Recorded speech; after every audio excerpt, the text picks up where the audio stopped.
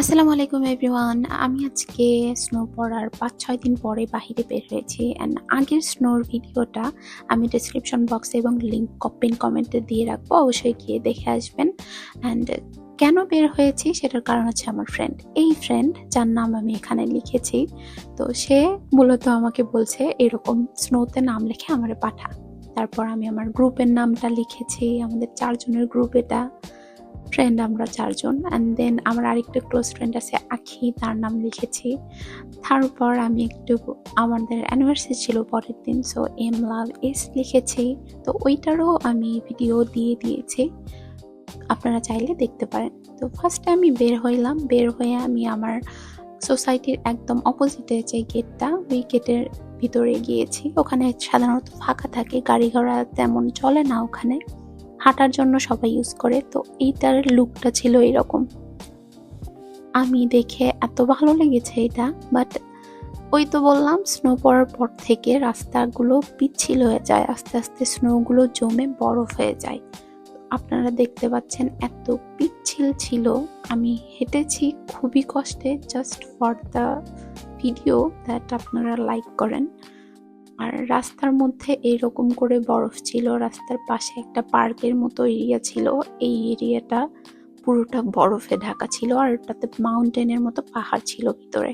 আর এই রাস্তাটা দেওয়ার পরে আমি যে পার্কে হাঁটতে যাই, সেখানে ঢোকার পরে এই লুকটা দেখতে পাই। অ্যান্ড সেখানে ছোট্ট একটা লেক আছে, লেকে পুরো পানি জমে বরফ হয়ে গিয়েছে।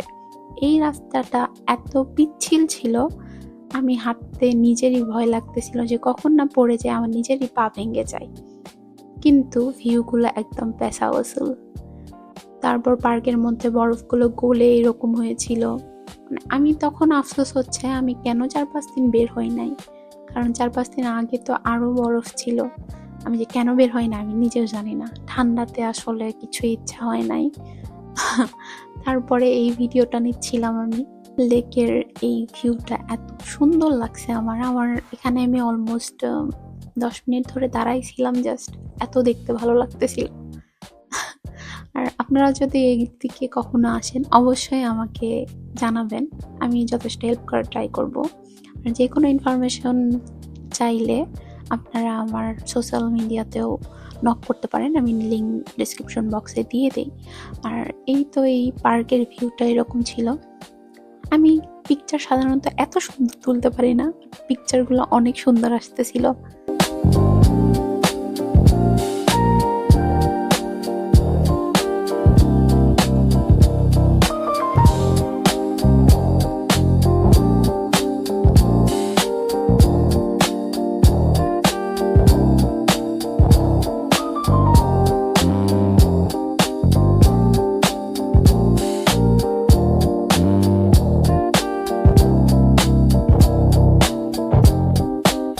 আর দেখতে দেখতে রাত হয়ে গিয়েছে, তো তারপরে ঠান্ডা বাড়তেছিল, অলমোস্ট -10 ডিগ্রির দিকে চলে গিয়েছিল তখন।